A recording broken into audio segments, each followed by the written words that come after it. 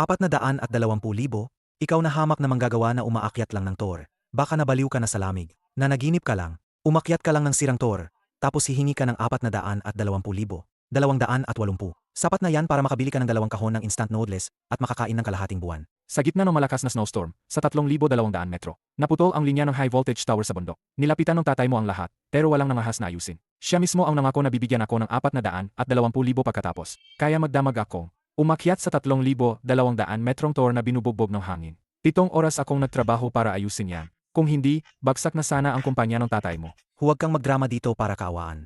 Umakyat lang ng sirang tor, yan lang yon. Akala mo naman nakagawa ka ng napakalaking kabayanihan. Ang pambayad sa gamot ng kapatid ko, 3 araw na lang bago ang huling araw ng bayaran. Mayon, kailangan kong makuha ang 420,000. Binibigyan ka na nga ng mukha, ayaw mo pa? Nasaan ang kontrata? Walang nakasulat, bakit ka nagrereklamo? Walang nangahas na gawin ang trabahong yan. Ikaw lang ang tangang sumugod. Walang obligasyon ang tatay ko na bayaran ang buhay mo. Bibilang ako ng 3. Palabasin mo ang tatay mong si Xiao Guangsheng para kausapin ako. Gusto mong itapon kita palabas? Bakit kayo nag-iingay? Walang galang. Isang tanong lang, kailan nyo ibibigay ang 420,000? Aray! Sabi ko, bakit ka ba nagmamadali, iho? Ailan ko ba sinabing 420,000 ang bayad sa trabahong yan? Ailan ko ba yan pinakasunduan? Naong araw sa malit na kainan, ikaw mismo ang nagsabi. Na-record ko. Ano naman ang silbi ng recording? Sa trabaho, hindi recording ang batayan ng bayad. Matagal nang nagbago ang sitwasyon. Mabuti na nga kung mabigyan ka ng 280. Umalis ka na. Gusto ko ang 420,000. Binibigyan ka na nga ng mukha, ayaw mo pa? Isang hamak na manggagawa na umaakyat lang ng tor. Nangangahas pang makipagtawaran sa tatay ko? Kausap ko ang tatay mo. Bakit ka nakikisali? Huling tanong ko sa'yo, ibibigay mo ba ang pera o hindi? Hindi. Ano naman ang magagawa mo? Duwag, nangahas akong umakyat sa tor sa gitna ng malakas na bagyo. Pero wala kang lakas ng loob na magbayad ng sahod. Ikaw. Lin Mao.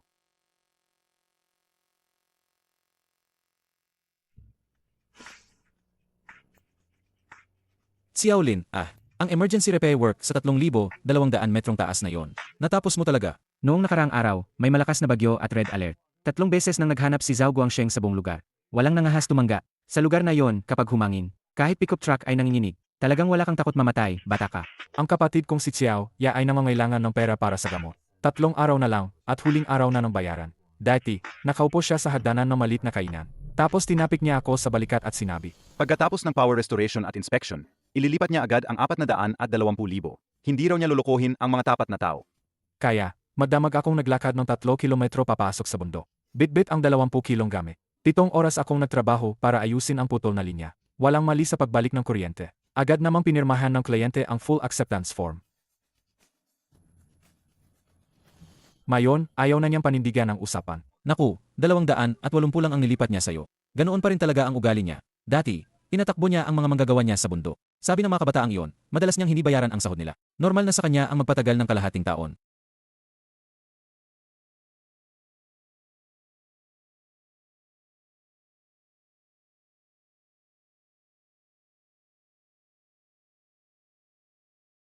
Nandito ka na pala.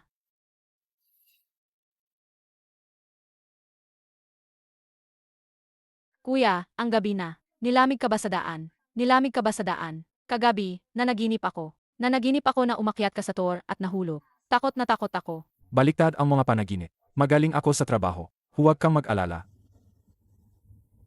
Bakit ang lamig ng kamay mo?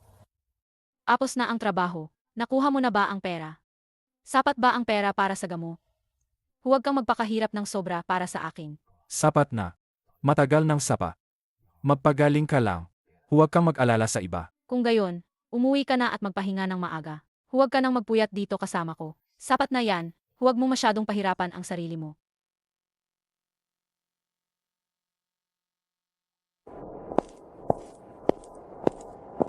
Lin Mao, ako si Zhao Li.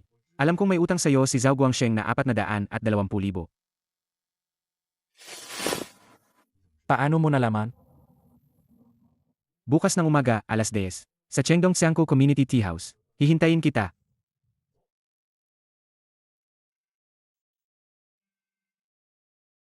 Kuya, Iniwanan kita ng strawberry. Nasa nurse station.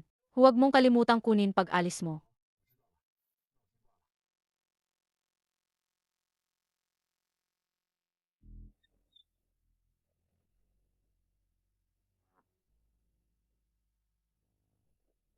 Dumating ka na, umupo ka. Bagong timplang tiguanyin, bagong anibago mag-ulan, para mawala ang lamig. Diretsuhin mo na ako, huwag ka nang mapaligoy-ligoy. Kailangan kong bumalik sa ospital mamayang umaga. Wala akong masyadong oras. Dati, nagbabantay ako sa Shankuzi. Nakita kitang umakyat sa tour sa gitna ng malakas na hangin. Noong panahong iyon, malakas na malakas ang snowstorm. Sa kots ko, yung mga matatandang manggagawa na kasama ko ng 10 taon, nakatayo sa gilid at nanonood. Hindi sila nangahas lumapit ng isang hakbang. Nakakabit ang safety rope sa biwang mo. Tumingala ka at sinulyapan. Ang pulang ilaw ng babala sa tuktok ng tour. Hinila mo ang safety rope buckle sa pulso mo. At umakyat ka na. Walang pagbabago sa mukha mo.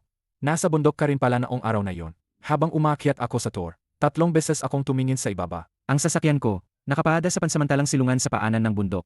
Ang project manager ng kliyente. Kakilala ko na ng 8 taon. Pumunta ako para tingnan ang bagong linya na inilatag nila. Sakto, nakita ko ang konvoy ni Zhao Guangsheng na papasok sa bundok. May kasama siyang 7 o 8 pansamantalang manggagawa. 3 araw silang naghintay sa bunganga ng bundok. Lahat sila, may dalang tool bag. Lumusong sa niebe. Hindi pa nakakanegatibo 50 metro. Tumalikod na at tumakbo pabalik. Walang nangahas na umakyat pa. Tapos, umakyat ka. Sa loob ng 7 oras, bumalik agad ang kuryente. Ang project manager ng kliyente, sumisigaw sa bunganga ng bundok, na ang pag-aayos na ito, mas mabilis nilang natapos kaysa sa inaasahan nila. 2 araw, ang buong wind power project, agad na aprubahan, ang sobrang kinita nila, higit pa sa 3 beses ng 420,000 mo. Dahil nakita mo ang lahat, alam mo rin siguro, na ang 420,000 na ipinangako ni Zhao Guangsheng sa akin, ay pinaghirapan ko ng buhay ko. Hindi ako basta-basta nagpapataas ng presyo. Alam ko yan, lahat na matatandang manggagawa sa maintenance industry, na may 0 taon pataas. Sino ang hindi nakakaalam na ang trabaho sa linya sa 3,200 metrong taas? Sa gitna ng malakas na snowstorm, ay presyo na kapalit ng buhay. Si Zhao Guangsheng, sinadya niyang harangin. Para walang ibang kukuha ng trabaho, kaya niya inalok ang presyong yan para mahuli ka. Pagkatapos mong gawin ang trabaho, bigla siyang nagbago ng isip at nakunwaring walang alam. 6 na buwan na ang nakalipas. Ang legal representative ng kumpanya niya, na nasa ilalim ng pangalan niya, ay pinalitan niya ng kanyang ama na mahigit 70 anyos. Lahat ng bahay at sasakyan na nakapangalan sa kanya, ay inilipat niya sa pangalan ng kanyang mga kamag-anak. Kahit pa magdemanda ka sa korte, at manalo ka, wala kang makukuha ni 5. Alam niya na, kung dadaan ka sa tamang proseso, abutin ka ng halos kalahating taon. Ang bayad para sa gamot ng kapatid mo, 3 araw na lang ang deadline. Hindi mo kayang maghintay. Alam niya na, hindi ka pwedeng sumugal. Kung mahigit kalahating buwan na walang gamot, lahat ng naunang paggamot ay mawawalan ng saysay. Maaari pang ang malagay sa panganib ang buhay niya. Wala kang ibang pagpipilian. Inimbestigahan mo ang kalagayan ng kapatid ko? Hindi ko naman sinadyang imbestigahan. Sa trabaho natin, palagi tayong nasa ospital at botika. Noong nakaang linggo, sinamahan ko ang pamilya ng isang manggagawa. Sa bintana ng bayaran sa ospital, nakita kitang nakikipag-usap tungkol sa pagbabayad ng medical bills. Naalala ko ang mukha mo noon. Hindi ko kailangang palihim na. Sinusuri kita dahil sa mga galaw mo. Ako ay isang negosyante. Bago makipagtulungan, kailangan kong malaman ang sitwasyon. Ayokong magkaroon ng pabigat. Hindi na ako magpapaligoy-ligoy pa. Sage, paano mo gustong makipagtulungan? Diretsuhin mo na. Ang kumpanya ko sa operations at maintenance. 12 taon na sa negosyo. Mayroon akong 27 lisensyadong repairman. 18 fully equipped na emergency power repair vehicles. Lahat ng pang-araw-araw na linya sa syudad at kalapit na lugar. Kaya naming gawin. Pero ang mga trabaho sa matataas na bundok sa matinding panahon, walang gustong humawak. Sa loob ng maraming taon, tinanggihan ko ang hindi bababa sa 20 ng matataas na komisyon para sa emergency na trabaho sa bundok. Lahat dahil walang gustong humawak. Nakikita ko na lang ang malalaking order na napupunta sa mga team mula sa ibang lugar. Dahil lang dito, ang nawawala kong kita taon-taon ay halos 3 milyon. Gusto mong ikaw lang ang gumawa. Umapanganib na trabaho sa bundok. Hindi lang bilang repair team supervisor. Hindi lang para gawin ang trabahong iyon. Gusto kong ikaw ang maging supervisor ng buong repair team. Lahat ng pagpapadala ng sasakyan, pagsusuri ng mga panganib sa linya, at pamamahala ng mga emergency na trabaho sa bundok. Lahat ay sa iyo. 20,000 piso ang buwanang sahod. May benepisyo. Babayaran ayon sa pinakamataas na rate dito sa lugar. Sa katapusan ng taon, batay sa performance ng buong team, bibigyan kita ng 0% na bonus. Ang gasto sa targeted na gamot ng kapatid mo sa susunod na 6 na buwan, pati ang check-up at nursing fees, kayang-kaya ng kumpanya ngayong hapon, na direktang mag-advance sa ospital gamit ang corporate account. Hindi mo kailangang gumastos ng kahit isang kusing. Hindi naman bumabagsak ang biyaya mula sa langit. Ang presyong inaalok mo, para lang bilhin ang galing ko sa pag-akyat ng tour. Sobrang labis naman yan. Dati, kapag nag-freelance ako sa pag-akyat ng tour, Ang pinakamataas na kinikita ko sa isang buwan ay 8,000 lang. Wala pa. Kailanman na nag-alok sa akin ng ganito kataas na presyo. Karapat-dapat ka sa presyong yan. Hindi ako nagbibigay ng charity. Talagang kinompute ko yan ng maigi. Dati, ang kabuuang halaga ng mga urgent high-altitude job orders na nawawala sa akin sa isang taon ay lumampas sa 3 milyon. Basta kaya mong hawakan ang mga trabahong ito ng maayos. Ang kikitain mo para sa kumpanya sa susunod na taon ay higit sa 10 beses ng sweldo mo. Ako ay siguradong kikita, walang talo. Ikaw din ay siguradong kikita, walang talo. Ito ay isang win-win na transaksyon. Hindi ito tungkol sa pagkaawa o pagbibigay ng limos. Eh paano naman yung 420,000 na utang sa akin ni Zhao Guangsheng? Paano mo yan balak tulungan na mabawi? Hindi mo naman pwedeng basta na lang ilagay ang pera sa bank account ko. Siyempre, may makatwirang paraan ako. Lahat ng kakilala kong nagtatrabaho, lahat ng boss sa industriyang ito, naloko na ni Zhao Guangsheng. Ang pinakamababa, may utang siyang 30,000. Ang pinakamatagal na utang, umabot na ng halos 200,000 kasama ang materyales at sahod. May hawak ka. Na-recording kung saan umamin siyang may utang siyang 420,000.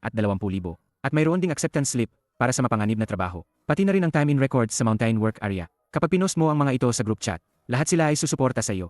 Walang sinuman sa industriya ang maglalakas loob na tanggapin ang kanyang trabaho. Walang maglalakas loob na pumirma ng bagong kontrata sa proyekto sa kanya. Lahat ng kanyang wind power projects. Agad ding hahabulin siya ng partido para managot. Palitan ng construction team. Sa loob ng 3 araw, dadalhin niya ang pera at personal na pupunta sa iyo para humingi ng tawad at makipagkasundo. Walang bawas. Ililipat ang 420,000 sa iyong account. Hindi mo na kailangang mag-asikaso ng papeles o magsayang ng oras sa paglilitis. Huwag muna nating pag-usapan ang pagpirma ng kontrata. Kapag nailipat na ang 420,000 sa bank account ko, at nabayaran na ang gamot ng kapatid ko, at sigurado na akong hindi siya maubusan ng gamot, saka ko lang tatanggapin ang alok mo. Ayoko ng anumang pabor mula sa iyo, at ayoko ring magbigay ng anumang abala. Ang tapat mo. Gusto ko ang ganyang ugali. Walang masyadong paligoy-ligoy na plano. Halika, samahan kita. Makikipagkita ka sa ilang matatandang manggagawa ko. At mayroon ding ilang mga dating kasamahan na niloko ni Zhao Guangsheng. Nagkataon lang na nagkasama-sama sila ngayon para pag-usapan ang mga linya sa bundok para sa bagong quarter. Pumunta ka doon at magpakilala sa kanila para formal na kayong magkakilala. Sa hinaharap, magkakasama kayong magtatrabaho at magkakakilala kayo ng husto.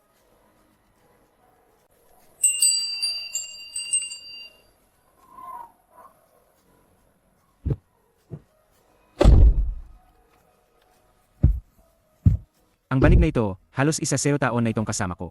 Mas malapit pa sa akin kaysa sa ko. Humawak ka ng mahigpit.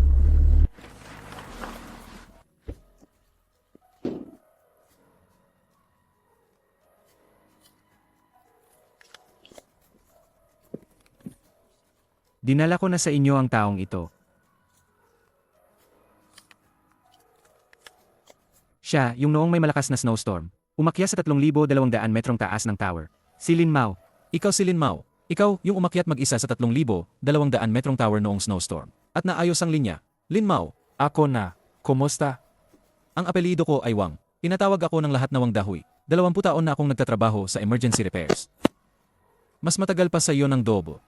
3 taon na ang nakalipas. Sinuri ko ang mga linya sa paanan ng tower. Ang mga hagdanan ng tower na yon ay puro yelo. Kahit kaunting dulas lang ng sapatos, mahuhulog ka sa bangin. Dati, sinasabi ng lahat na walang sinumang mga ngahas na gawin ang trabahong yan. Pero ikaw, umakyat ka talaga. Matapang ka talaga.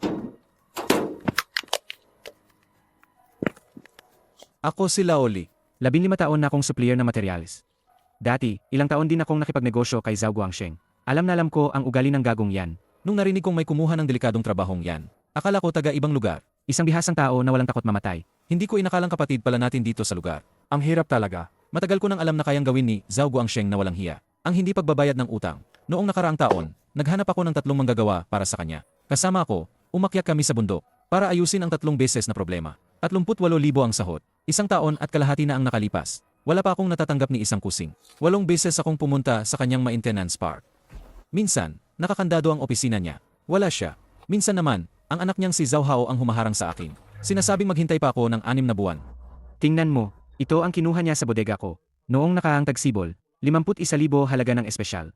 Na low temperature insulation materials. Pagkababa pa lang ng mga materyales. Sinabi niyang nag-out of town ang accountant niya. Maghintay daw ako ng 1 linggo para sa bayad. Naghintay ako ng mahigit 3 buwan. Nang singilin ko siya, siya pa ang nakipagtalo sa akin. Sabi niya, hindi raw sapat ang pagkakadikit ng insulation tape na binigay ko. 20% daw ng linya ang bumagsak pagkatapos. Kaya ibabawas daw niya sa akin ang 20,000 para sa pinsala ng materyales. Ibig sabihin, libre niyang nagamit ang mga materyales ko. Wala akong natanggap na pera. Kailangan ko pa siyang bayaran ng 20,000. Agad kong pinutol ang lahat ng pakikipagtulungan sa kanya.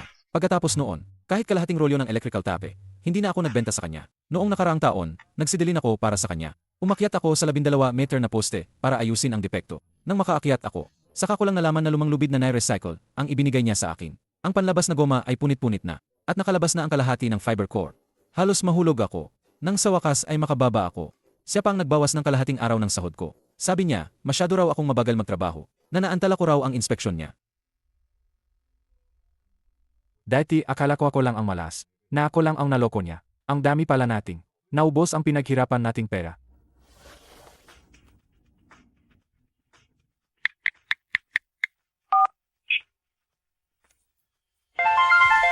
Ay, Kuya Wang. Ang tagal mo naman. Naalala mo pa akong tawagan? May bago ka bang trabaho sa consumables na ipapagawa sa akin? Ang tagal na nating hindi nakita. Hindi ka na dumadalaw sa hardin ko para magkape. Huwag mo akong bulahin ng ganyan. At tanungin kita, iyong wind power project na kinuha mo noong nakaraang buwan. Iyong emergency repairs sa wind outlet. Tinapos ni Lin Mao ang mga kabel para sa iyo sa gitna ng malakas na snowstorm. Naaprubahan ng kliyente ang buong proyekto. Dati, nangako ka sa kanya ng 420,000. Magkano ang ibinigay mo sa kanya sa huli? Ay, Kuya Wang, yung trabaho na yan, ang trabaho na yan, si Zhao Hao, anak ko, ang humawak niyan mula simula hanggang dulo. Kasi abala ako sa ibang bagong proyekto kamakailan. Kaya hindi ko masyadong alam ang eksaktong halaga. Tatanungin ko na lang si Hao mamaya. Kung nagkamali siya sa pagkwenta, papabayaran ko sa kanya. Anong pinagsasabi mo? Nung araw na yon sa maliit na kainan, ikaw ang nagmamalaki kay Lin Mao. Na 420,000 ang bayad. Ikaw mismo, si Zhao Guangsheng. Ang acceptance slip ng kliyente para sa Fengku Tower. Nakita ko mismo sa site nung nakaraang linggo. Na-deliver ng 2 oras mas maaga sa usapan. Walang kahit anong depekto. Huwag kang magkunwari na tanga dito. Kuya Wang, Kuya Li. Hindi naman abot ng 420,000 ang trabaho na yan. Nasabi ko lang yon ng pabiro. Pero sineryoso ni Xiaolin. Hindi ba't nadulas lang ako sa dila? Dito sa akin, milyon-milyong pondo ng proyekto. Ang nakabinbin kamakailan. Kaya talagang kapos ako sa pera. Nadulas ka sa dila. Nung naghahanap ka ng 18 tao at walang nangahas umakyat, bakit hindi ka nadulas sa dila noon? Ginawa niya ng maayos ang lahat ng trabaho. Tapos ngayon gusto mong takasan ng bayad. Sa loob ng maraming taon, ilang dugot tawis na pera ng mga kapatid natin sa industriya ang niloko mo. Alam mo sa sarili mo yan. Huwag mong galitin ang lahat. Pagdating ng panahon, lahat tayo. Ilalabas ang lahat ng baho mo. Tingnan natin kung pagkatapos nito, makakakuha ka pa ba ng trabaho sa maintenance industry. Sej, naiintindihan ko. Mag-isip ka ng paraan, pwede ba?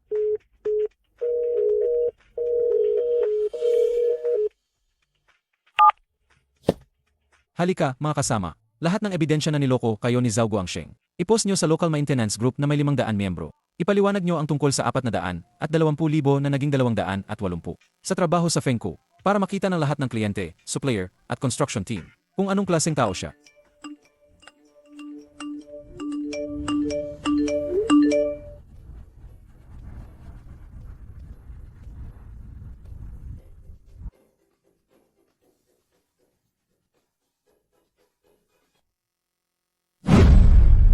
Ganyan pa rin ang ginagawa niya sa akin.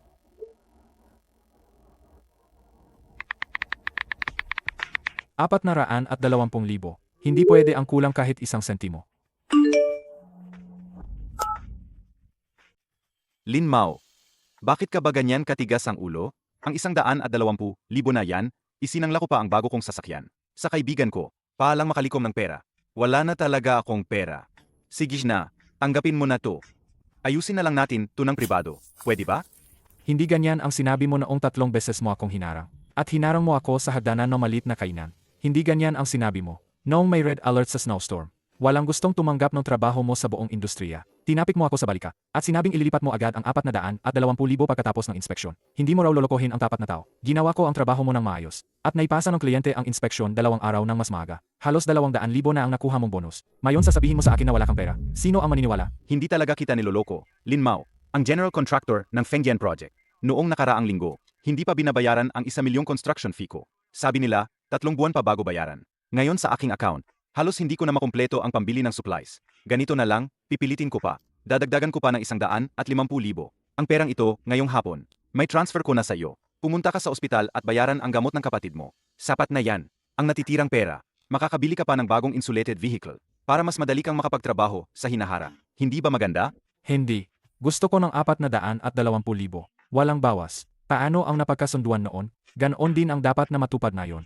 Hindi makatarungan na ang trabahong pinaghirapan ko ng buhay ay babawasan ng 70%. Kukunin ko ang limos mong pera. AMEA. Matagal ko nang nakita ang mamahaling emergency repair team mula sa ibang lugar. Basta magbayad muna ng 500,000 deposit. Makakapasok na sila sa bundok para habulin ang deadline ng client. Basta suyuin si Lin Mao at tumirma ang pahayag na kusang loob na umaamin sa pagkakalat ng tsismis. Pagkatapos, ipopost ko agad yan sa 500 member group chat. Sasabihin kong si Lin Mao ang malisyosong nag-udyok sa mga kasamahan. Para siraan ako, hindi lang maibabalik ang reputasyon ko, kundi ang mga maliliit na maintenance jobs dito ay may babalik ko pa rin.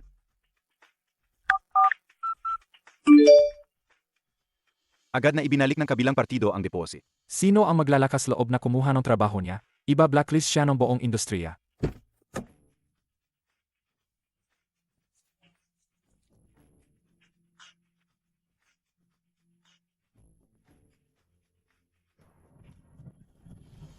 Lin, dumating ako para humingi ng tawad. Mali ako noon. Wala akong konsensya.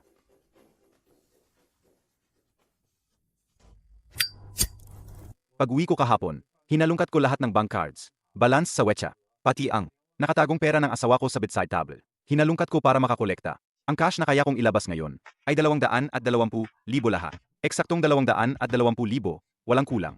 Kunin mo ang pera at bayaran ang gamot sa ospital. Ang natitirang pera, pangako, hindi na kita guguluhin kahit kaunti. Ano sa tingin mo, okay ba? Ang 220,000 na yan ang lahat ng kaya kong ilabas. Lahat ng ari-arian ko. Kung mas marami pa, kailangan ko nang ibenta ang bahay ko. Zhao Guangsheng, noong nakaraang linggo, pumirma ka lang sa kliyente ng wind power project. 3 milyong kontrata para sa line maintenance sa susunod na quarter. Ang down payment ay nasa account na ng kumpanya mo. Ngayon sasabihin mo sa amin, hindi ka makakakuha ng higit sa 200,000. Ang sinasabi mo, pwede mo pang lokohin ang mga bagong pasok sa industriya. Pero kami na, mahigit 10 taon na sa industriya. Sa tingin mo baka panipaniwala yan?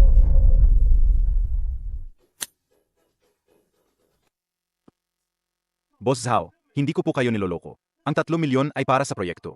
Binabantayan ng kliyente ang paggastos. Hindi ko pwedeng galawin kahit isang kusing. Kung gagalawin ko, Akanselahin nila ang kontrata ko. Wala na talaga akong ibang pera.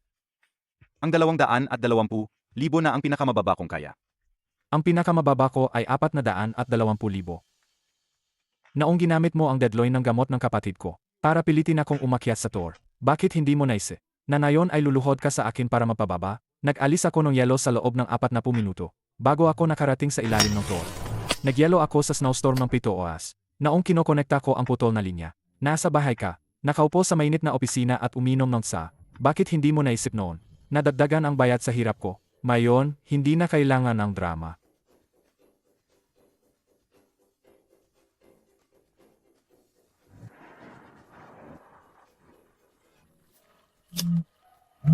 Lin Mao, nakumpleto ko na ang 420,000. Walang kulang. Lahat ay bagong pera. Inilagay ko sa coffee table sa opisina. Nakaayos na lahat. Pwede ka nang pumunta dito para kunin. Nagkamali ako noon.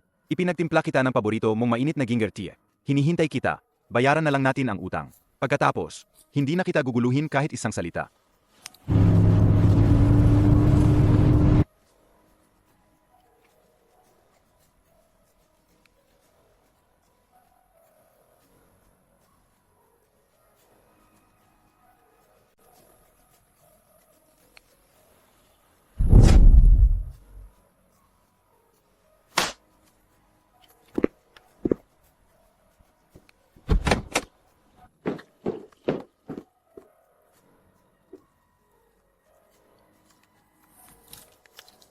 Alam ko na, siguradong naghanda siya ng pahayag para siraan ka. Natatakot akong baka lokohin ka niya.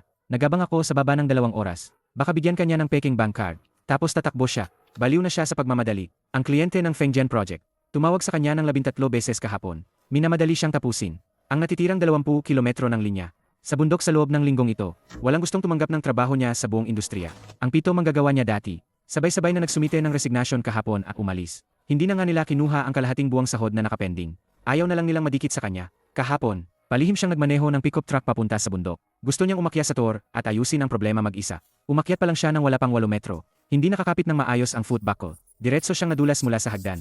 Puno ng dugo ang kanyang mga binti. Dinala siya ng isang nagpapatrolyang forest ranger. Sa health center, katatahi lang ng 3 tahi. Ngayon, walang tumutulong sa kanya sa trabaho. Ang dami niyang trabaho na hindi matapos. Ang kliyente, halos mabaliw na sa pagmamadali sa kanya. AMM. Lin Mao, bumalik ka. Bumalik ka para kunin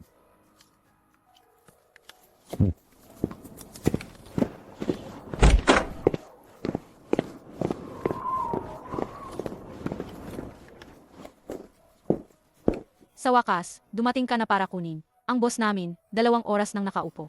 Halos 2 pakete ng sigarilyo na ang naubos. 3 beses nang kumahag ang kliyente. Halos ikamatay na. Halos mabaliw na siya.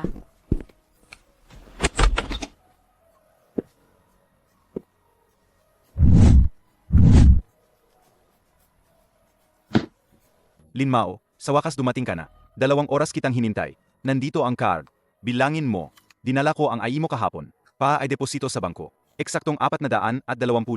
Hindi sobra, hindi kulang. Wala akong tinira kahit barya.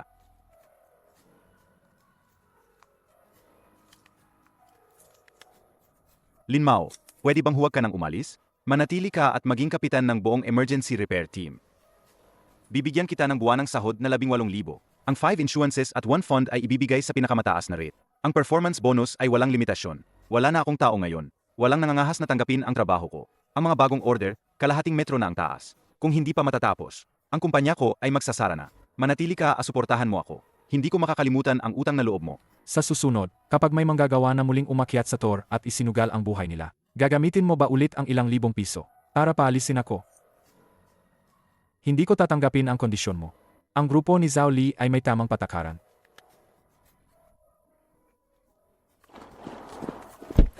Nakuha mo na ba ang pera? Walang aberya, di ba? Nakuha ko na. Walang kulang ni 1 sentimo. Ni isang pahayag o papel ay hindi na niya binawi.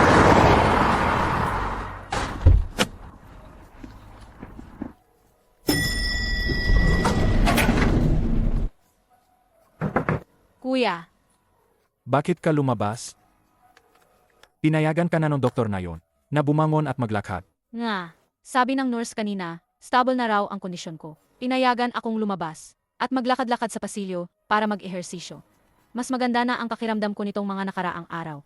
Kahapon, sinabi sa akin ng doktor na kung magiging stable pa ako ng ilang panahon, makakababa na raw ako sa bakuran para maggainit sa araw. Hindi mo na kailangang magpuyat araw-araw sa tabi ng kama ko para bantayan ako. Makakauwi ka na rin at makakatulog ng mahimbing. Maganda ang kalabayan ni Xiao Yan itong 2 araw. Masarap din siyang kumain. Sa loob ng 2 linggo. Sabi niya, makakalakad na raw siya ng dahan-dahan gamit ang walker. Ang bilis ng paggaling niya, double ang bilis kaysa sa inaasahan ng doktor. Magpagaling ka lang ng maayos. Ang pera para sa target therapy. Matagal nang nakumpleto ni Kuya. Mayon, magbabayad na tayo. Hindi mo na kailangan umakyat pa sa mga delikadong tour sa gitna ng bagyo. Nakahanap si Kuya ng matatag at magandang trabaho. Ang mga kasama ko sa team ay maasahan. Pasok ng alas 9, uwi ng alas 5. Araw-araw kitang sasamahan kumain. Lin Mao, pakiasikaso na ang bayarin. Ang buong taong bayarin para sa targeted therapy. Ay nabayaran na. Ang lahat ng gamot at regular na check-up ni Xiao Ya sa hinaharap ay automatikong ipoproseso sa system. Sa susunod mong pagpunta, pipirma ka na lang. Hindi mo na kailangan pumila sa payment counter. Sa buong buhay ko, ngayon lang ako nagtagal sa ospital. Kapag tuluyan na akong gumaling, dalhin mo ako sa paanan ng bundok para tingnan ang mga bulaklak ng apesit. Pwede ba? Noong nakaraang tagsibol, gusto ko talagang pumunta. Pero sobrang abala ka sa trabaho noon, kaya hindi ka nakahanap ng oras. Kapag nakalakad ka na ng normal, maglalaan ako ng 3 araw para dalhin ka sa paanan ng bundok at manatili doon ng 2 araw. Kakain tayo ng lutong bahay sa farm resort. Magpipicture tayo sa Rapeseed Field. Sige, asikasuhin mo lang ang mga gawain mo. Ako ang magbabantay sa kanya, 24 paghahatip ito. Kung may mangyari, tatawagan kita agad sa video. Hindi ko sasayangin ang kahit kalahating minuto mo. Wala ka namang ibang gagawin ngayon. Kaya sumama ka na sa akin pabalik sa kumpanya, para masanay ka na sa kapaligiran. Ang mga kasamahan mo, makikilala mo na rin sila ng maaga. Para pagdating mo sa formal na pagulat bukas, hindi ka mailang sa mga bagong mukha. Nakausap ko na ang finance kaninang umaga. Para sa lahat ng follow-up check-up ng kapatid mo, naglaan ang kumpanya ng isang bakanteng 5-seater commercial van. Handa itong gamitin anumang oras para ihatid kayo sa ospital. Hindi mo na kailangan mag-book ng ride app. Ang iyong ATM card, pinagawa ko na rin sa finance ng maaga. Kunin mo na lang sa susunod na punta mo. Ang iyong social insurance at housing fund. Masisimulan na nating bayaran ngayong buwan. Walang maantala. Kuya Lin, hahaha. Kuya Lin, kakatapos ko lang suriin ang lahat ng insulation ropes ng ating team. para sa pag-aayos sa matataas na lugar. Sinubukan ko ang lakas ng bawat isa. Lahat ng lumang lubid, tinanggal ko na. At itinapon. Ang mga bagong lubid, darating mamayang hapon. Walang anumang issue sa kaligtasan. Ngayon na ikaw ang mamumuno sa pag-akyat sa tour. Kampante na kaming mga matatanda. Dati, kapag nagtatrabaho ako ng mag-isa, ang pinakamalaking problema ko ay walang sumusuporta sa logistic. Kung gusto mong maging mahusay sa iyong trabaho, dapat handa ang gamit. Kung maasahan ang mga kagamitan, mas malaya kang makakakilos sa pag-akyat sa tour. Mas panatag ang loob. Naman, sigurado yan. Ang patakaran ng ating grupo, lahat ng kagamitang pangkaligtasan, ay pinapalitan kada 6 na buwan. Hindi natin isasakripisyo ang buhay para lang makatipid. Lahat ng lokasyon ng high voltage at low voltage lines.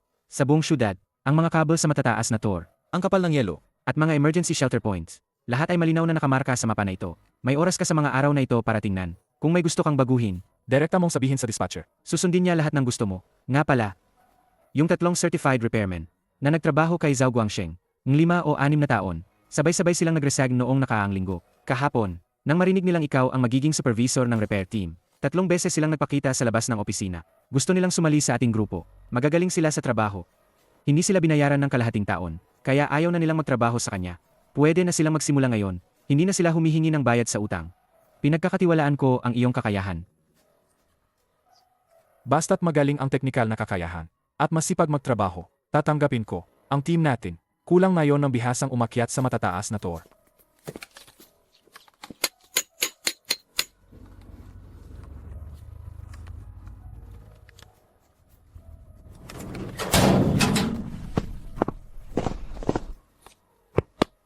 bukas, unang araw mo sa trabaho. Kami, naghanda na ng mainit na tsaa. Hinihintay ka na lang para bigyan kami ng trabaho. Alis na kami. Dahan-dahan.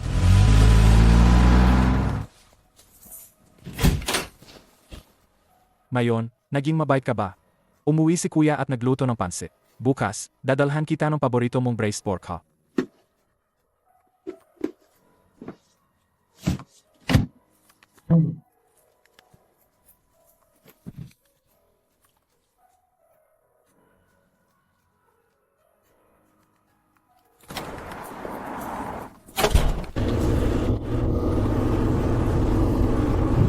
May emergency repair tayo na yon. Bilisan nyo.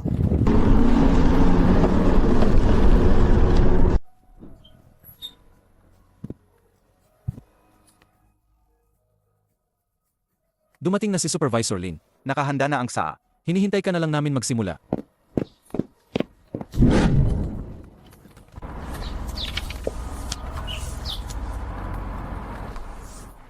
Hinihintay na lang namin ang pirma mo. Nakasad sa kontrata, 20,000 ang buwan ng sahod.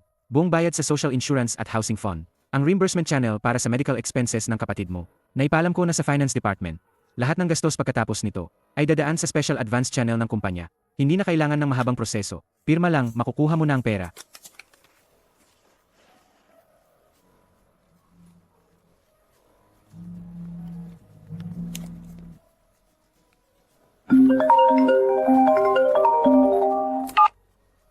Hello, Chief Nurse Zhang.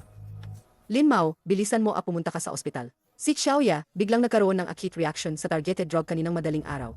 Kailangan siyang ilipat agad sa Provincial People's Hospital para sa minimally invasive interventional surgery. Kung maantala pa ng kalahating oras, magkakaroon ng malaking problema. Hindi kaya ng pasilidad namin dito ang ganitong klas ng operasyon. Naayos na ang ambulansya para sa paglipat ng ospital. Nakipag-ugnayan na rin kami sa Provincial Hospital. Ang kulang na lang ay ang 180,000 para sa paunang bayad sa operasyon. Inapatransfer na ng Provincial Hospital ang pera sa loob ng kalahating oras.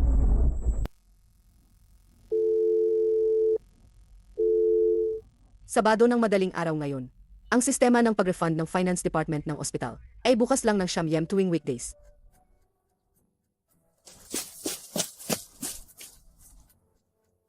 Anong nangyari? May problema ba? Si Xiaoya, may acute infection. Kailangan siyang ilipat sa provincial hospital para sa interventional surgery. Kailangan na kailangan. 180,000 para sa paunang bayad. Kailangan mabayaran sa loob ng kalahating oras. Nakalock ang sistema ng refund. Wala akong kahit 1 sentimong may lalabas. Mayon, sa kamay ko, hindi ko talaga mabubuo ang ganoong kalaking pera. Paano na to? May naipon akong mahigit 180,000 na pampensyon dito. Dapat sana ay para sa anak ko. Para sa pagpapakasal niya. Mas mahalaga ang buhay. Kunin mo muna. Bayaran mo na lang kapag mayroon ka na. Hindi ko naman kailangan agad.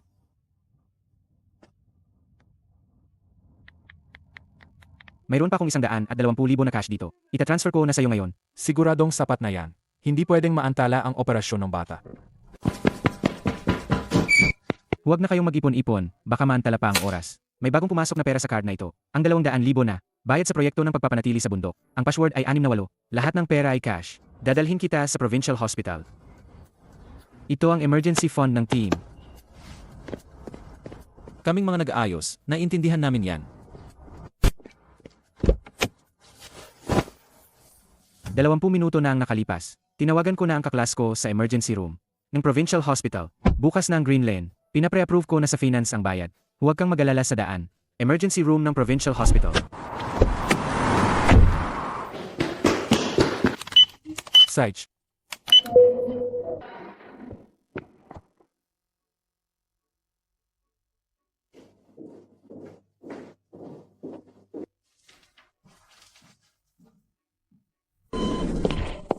Ang minimally invasive surgery ay napaka-successful. Hindi nasira ang mga kalapit na ugat at organo. Pagkatapos nito, magpagaling lang ng maayos sa loob ng kalahating taon. At si Xiaoya ay magiging normal na batang babae. Makakatakbo, makakatalon, at makakapag-aral. Si Lin Mao ay formal nang nakapasok sa repair team ng mahigi kalahating taon. Say. Ayos. Ang kahusayan ng buong team sa pagtatrabaho. Ay 3 beses na mas mataas kaysa noong nakaang taon. Ang kakulangan na nalugi sa loob ng ilang taon ay sa unang pagkakataon ay napunan na. Ang buong team ay nag-ambag ng pera para bigyan si Xiaoya ng pink na thermos. Sa susunod na akyat ang lahat sa tour. Magdala lang ng pulang pali para maging ligtas. Pucha. Nakarelease lang ng red alert para sa matinding snowstorm. Ang pangunahing tension section sa 3,200 metrong wind gap ay naputol dahil sa kalahating metrong kapal ng yelo. Ang pangunahing linya ng kuryente na iyon, hindi ba konektado sa paanan ng bundok? Ang 3 bagong wind power supply lines. Ang anti-freeze circulation equipment doon. Kapag huminto, ang mga wind turbine na nagkakahalaga ng 10 milyon. Kung magdamag na nagyelo, direktang magkakaroon ng yelo at masisira lahat. Hindi lang ang wind power station. Ang linyang iyon ay nagbibigay din ng kuryente sa ilalim ng bundok. Sa mga boiler ng sentralisadong pagpapainit ng 17, natural na yon. Nitong mga nakaraang araw, ang temperatura ay negatibo 20 degrees Ngayon, Celsius. Halos 20 minuto nang walang init ang boiler. Kung wala pa rin kuryente sa loob ng 3 oras, ang mga matatanda at bata na naiwan sa bahay. Kahit ang makapal na jacket ay hindi na sapa, maaring magkaroon sila ng matinding frostbite. Makipag-ugnayan sa ibang mga kumpanya ng maintenance.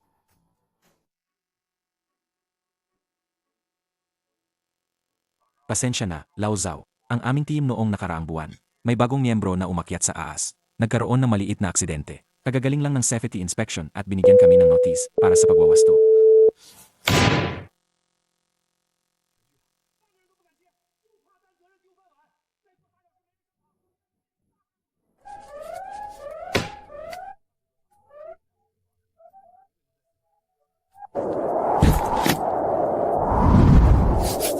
Isa.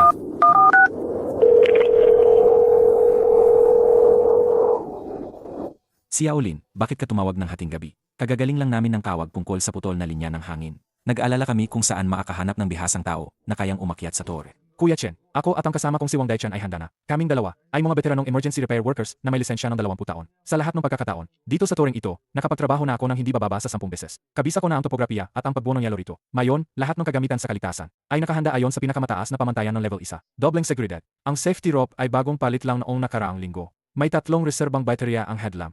Ang mga shock cover na anti-yelo at anti-slip ay lahat makapal. Bawat hakbang ng operasyon ay mahigpit na sinusunod. Ang mga pamantayan sa kaligtasan, walang anumang pagpapabaya. 3, Lao Chen, ako. 3, ako si Wang Dahui, 20 taon nang nagtatrabaho sa high voltage repair. Ako si Wang Dahui, 20 taon nang nagtatrabaho sa high voltage repair. Wala pa akong natamong kahigasgas lang. Bawat 20 metro, kukuha ng litrato. Nakaon ang real-time GS tracking sa buong operasyon. 3, lahat ng operasyon ay may record. 3, hindi ito basta-bastang paggawa ng walang pahintulot. 3, Hindi ito basta-bastang paggawa ng walang pahintulot. pahintulot. Walang kalokohan. Sige, dahil sa pagiging maingat ninyo.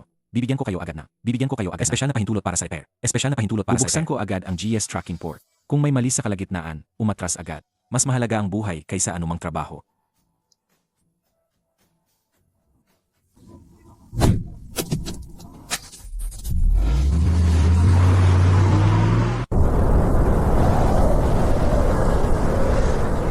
Say.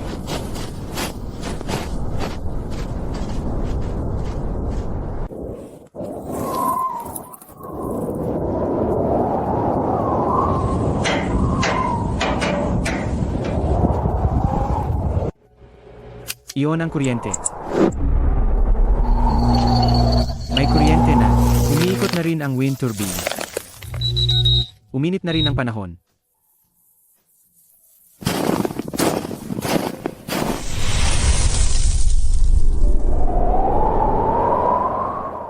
Maestro, uminom po kayo ng ginger tea para mainitan ang katawan nyo. Ang lamig-lamig nyo na. Ay salama. Kalaunan, ang kumpanya na maintenance ni Zhao Guangsheng. Hindi umabot ng 2 buwan. Tuluyang nawalan ng pondo at nagsara. Walang nangahas na kumuha sa kanya sa buong industriya. Para sa mga pangunahing posisyon sa teknikal. Sa huli, nakahanap siya ng trabaho sa isang construction site. Bilang tagabantay ng materyales para mabuhay. Hindi na siya nangahas na maging tuso. O bawasan ang sahod ng mga manggagawa. Si Zhao Hao, sanay sa pagiging walang ginagawa. Hindi makahanap ng disenteng trabaho sa industriya. Sa huli, sa isang supermarket malapit sa kanilang bahay. Nakahanap siya ng posisyon bilang stock clerk. Ngayon, sa tuwing nakakakita siya ng mga manggagawa ng kuryente na nakasuot ng insulation suit, na bumibili ng tubig sa tindahan, kusang loob siyang nagbibigay ng kalahating tasa pa. Ng libreng mainit na tubig, hindi na siya nangahas na maging mayabang tulad ng dati, kapag nakasalubong niya ang mga dating manggagawa na niloko niya. Namumula siya at kusang loob na nag-alok ng sigarilyo at humihingi ng tawad. Wala na ang dating kayabangan niya. Sa halip, naging isang taong marunong magtipid, at isang ordinaryong mamamayan.